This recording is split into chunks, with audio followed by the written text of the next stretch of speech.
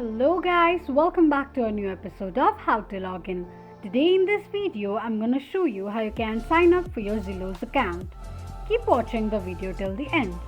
To sign up for your Zillow account, firstly open your Google search. On the search box at the top, type in sign up Zillow and make a search. The search results will be displayed on the screen. Click on the first link shown on the page.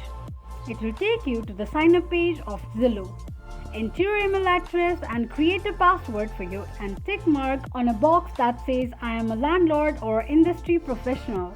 Enter your professional information including your professional type, first and last name and your zip code with phone number and click on continue.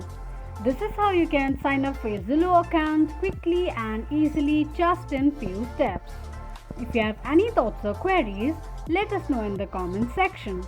Don't forget to subscribe to our channel. Also press the notification bell icon so that YouTube will notify you whenever we post a new video. I hope this video was helpful to you. Thank you so much for watching.